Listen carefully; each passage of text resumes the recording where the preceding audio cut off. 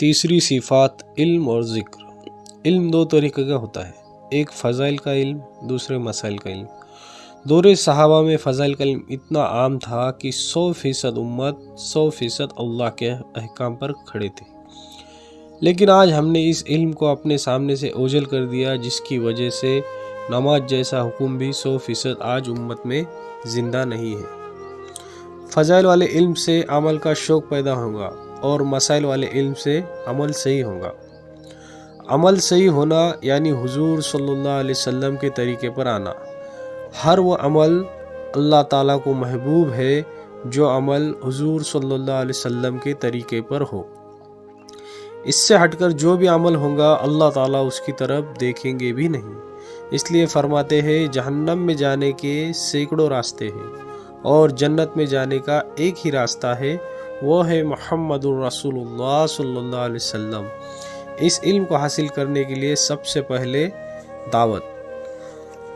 دعوت دیں گے تاکہ ہمارے اندر تحقیقات کا جذبہ پیدا ہو جائے اور جہالت کی بنیاد ختم ہو جائے۔ دوسرا مشق، اپنی ذات سے مشق کریں گے۔ جہاں کہیں بھی فضائل کے حلقے لگتے ہو وہاں اپنے آپ کو محتاج بنا کر پورے آداب کی رعایت کے ساتھ میں بٹھانا۔ اسی طرح فضائل کی کتابوں انفرادی مطالبہ بھی کرنا ہے۔ اجتماعی تعلیم کا نور الگ ہے، انفرادی تعلیم کا نور الگ ہے، اور مسائل والے علم کو اپنے مسلک کے معتبر علماء سے پوچھ کر حاصل کرنا۔ تیسرا دعا کے ذریعے سے اللہ تعالیٰ سے نفع والا علم مانگنا۔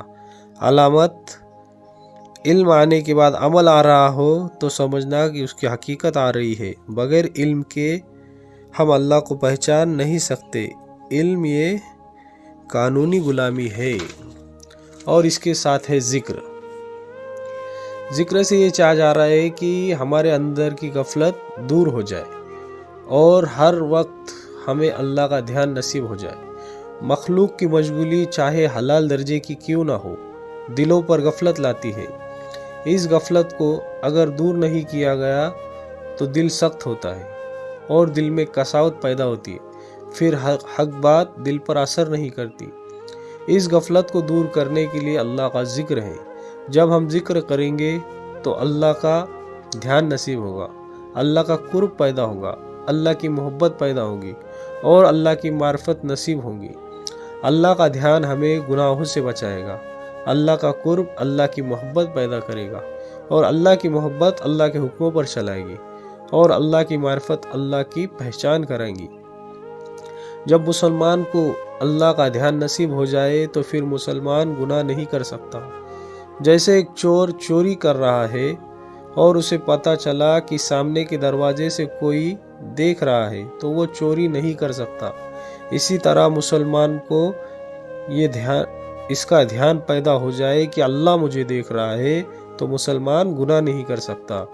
اس ذکر کو زندگی میں لانے کے لیے 3 لائن کی محنت ہے۔ سب سے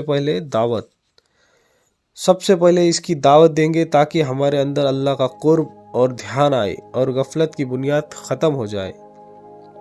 مشق، اپنی ذات سے مشق کریں گے۔ مشق میں سب سے پہلے قرآن پاک کی تلاوت ہے۔ روزانہ 1 پارہ یا آدھا پارہ یا کم سے کم پاؤ پارہ۔ اگر پڑھنے نہیں آتا ہو تو اتنا وقت نکال کر قرآن پاک کو سیکھنے میں لگائیں۔ دوسرے مسنون دعاؤں کا اہتمام ہے۔ یہ چھوٹی چھوٹی سنتیں ہیں، اس میں اللہ نے بڑا نور رکھا ہے، اس لیے اس کا اہتمام کرنا۔ تیسرے صبح شام 3 تسبیحات کی پابندی کو پورے آداب کی رعایت کے ساتھ باوضو قبلے کی طرف منہ کر کے دھیان کے ساتھ پڑھنا۔